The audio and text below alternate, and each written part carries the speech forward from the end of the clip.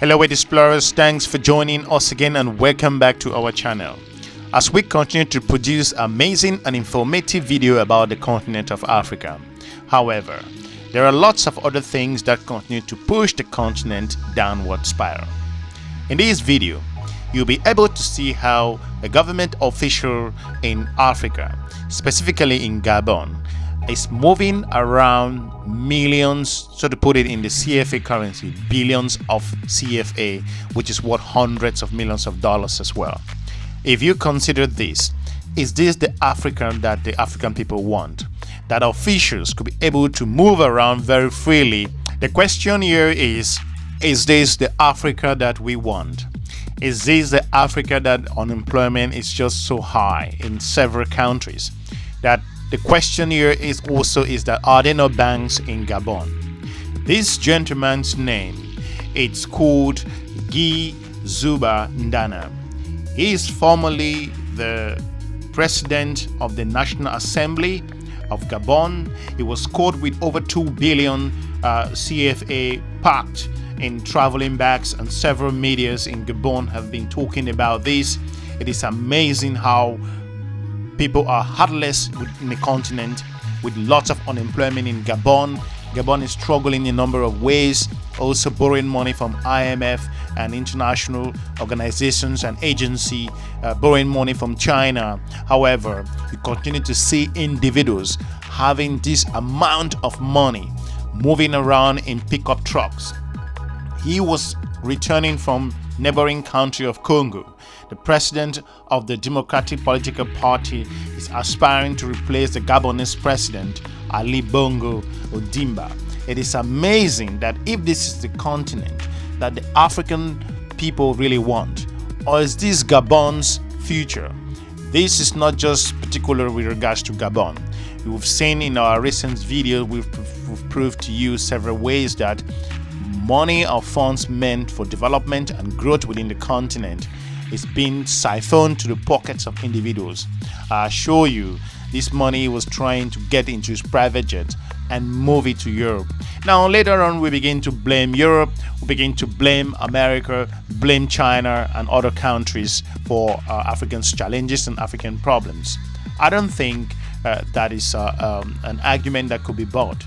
If you look at a particular person moving around with hundreds, billions of CFA in trucks, hundreds of millions of US dollars, it is amazing, and I wonder how the continent's children are going to survive with particular attitude, and this kind of people are not long being to the society in Gabon. It's a disgrace and shame to the Gabonese people and the Gabonese officials.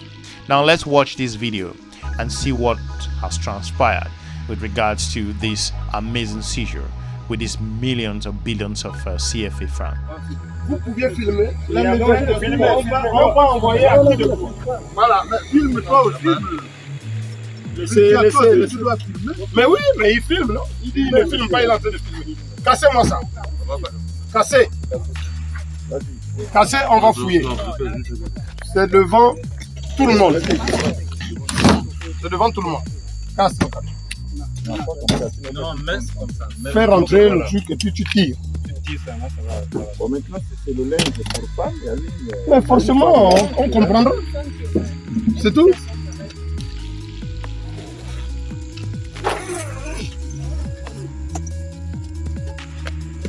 Ouais. Filmez. Et puis, monsieur, libérez.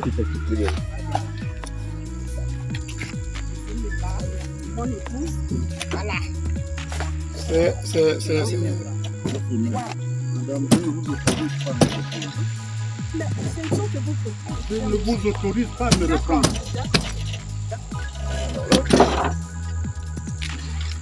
Voilà. Non. On ne vous refuse rien, monsieur.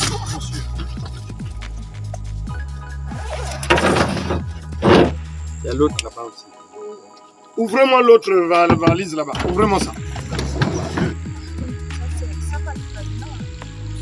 Ouvrez, celui qui n'a pas de cadenas, on avait déjà fouillé.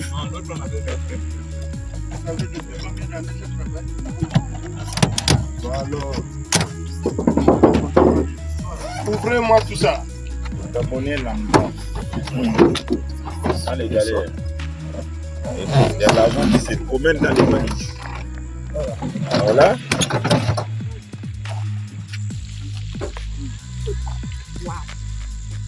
Faites les vidéos, vous faites aussi les photos. Au même moment. Hein. Allez-y, les gars. He's practically refusing that the police or the gendarmes, as it's called there, should not check his car. It is amazing. I see the leaders meet and talk about the future of the continent, but with millions of people who have such attitude, I think that things are not going to be what people were hoping for.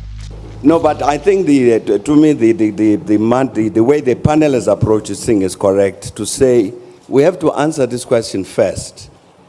What is the Africa we want? So we say we want an Africa that is free of violent conflict and war.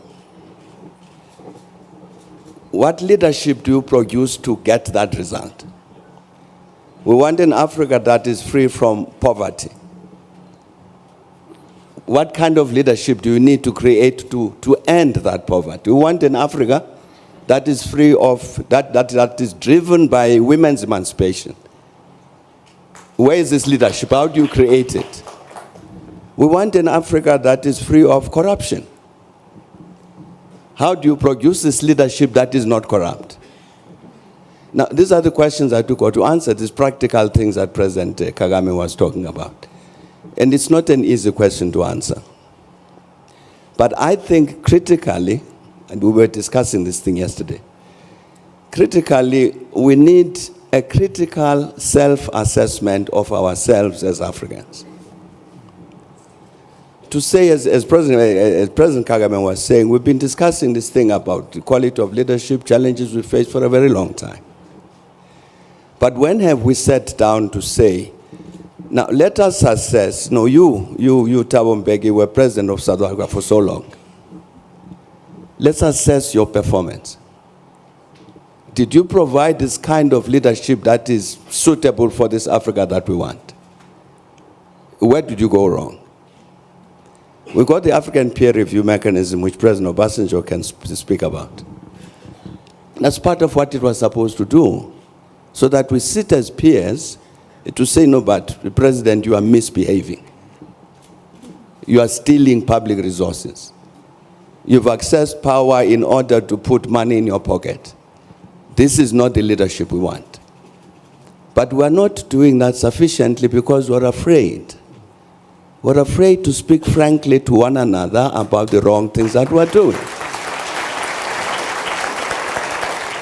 And I think if we don't do that, we will meet a century hence to discuss the same question. I think that critical self-assessment of the continent is necessary. And I mean a real, critical, truthful self-assessment that's critical. And I think that would be an important step forward in terms of producing this kind of leadership which Africa wants. We want an Africa, as you said, where there is equality of gender, equality of opportunity, promise of a good, healthy life, promise of an educated society, promise of a leadership that thinks more about service than being served. We want all of that, borders to be removed and so on. Why don't we have it? My answer is very clear. Because you have a selfish leadership.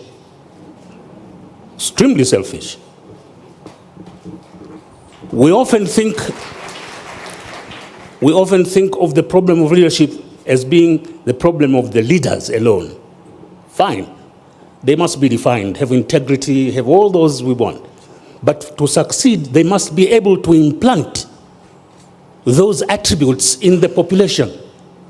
Their political parties must be organized in such a way that they reflect those values and embody those aspirations in their political interaction. If they don't, you have trouble. We are multi-ethnic societies. What basic values have we embodied in these societies? Equality? Or is it diversity? How do you convert diversity into strength rather than diversity as a cause for war and internecine fighting? Can it be done? It can be done. It's been done in centuries before, in Europe and elsewhere. Why can't it be done in Africa? But we don't have the will because we are selfish. We are concerned of the here and now in the seat I am in. That's wrong. We have, it's ironical that you have a continent with the best natural resources of any others as of today, but they are being exploited for the sustenance of those who enslaved us and continue exploiting us rather than being exploited for our own emancipation. Why? Because you have a leadership that does not recognize the degree of present-day enslavement, economic enslavement, and the necessity for emancipation. It's ironical. We talk about development, but we don't stop in time to define what development in our kind of situation is. But internally, the fault is in us, dear Brutus, not in our stars. Thank you. We want to thank you for watching. We encourage you to watch some of our informative video with regards to the continent. We're looking forward to meeting you soon, and have a good day. Bye-bye.